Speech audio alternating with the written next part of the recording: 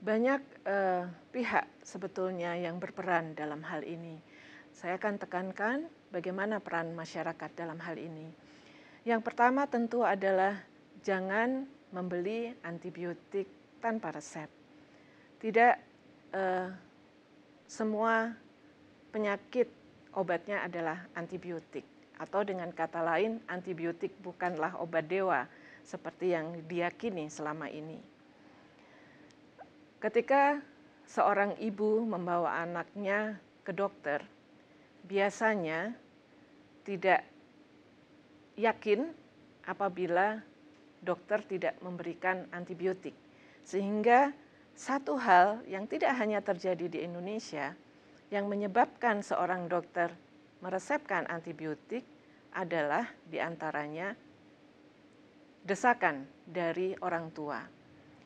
Karena merasa tidak puas apabila tidak ada antibiotik. Nah, sangat diharapkan masyarakat tidak mengajukan pernyataan tersebut kepada dokter. Justru sebaliknya, apabila dokter meresepkan antibiotik, maka bertanyalah, mengapa anak saya memerlukan antibiotik? Jadi bukan justru meminta antibiotik kepada dokter, itu sangat penting. Kemudian hal kedua adalah tentu tadi saya tekankan sekali lagi, kalau masyarakat tidak membeli antibiotik itu tanpa resep, tentu penjual pun tidak akan terlalu banyak seperti saat ini.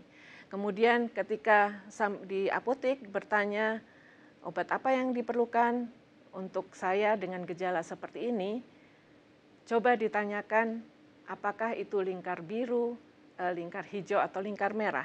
Dan kalau itu ternyata obat yang termasuk di dalam lingkar merah, dalam hal ini antibiotik, maka tugas masyarakat adalah mengingatkan, bukankah ini obat keras yang harus dijual dengan resep.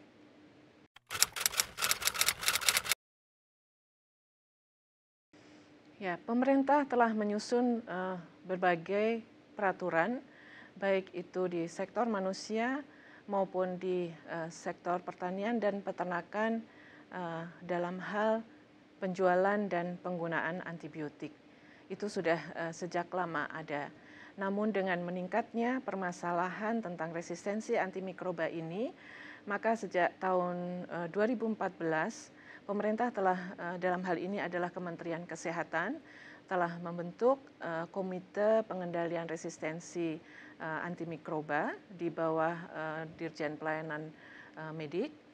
Dan tugas dari komite ini adalah memfasilitasi berbagai direktorat jenderal yang ada di dalam Kementerian Kesehatan, juga termasuk instansi-instansi lain yang berhubungan dengan kesehatan manusia seperti Badan POM, untuk bersama-sama kita menyusun rencana-rencana ke depan dalam mengatasi permasalahan resistensi antimikroba ini.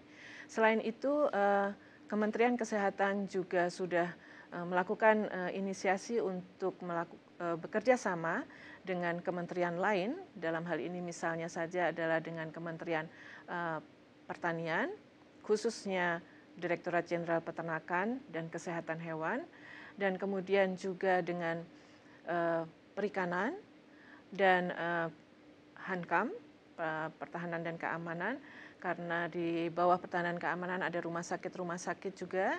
Jadi kita bersama-sama menyusun program ke depan untuk mengatasi hal-hal yang berkaitan dengan resistensi antimikroba.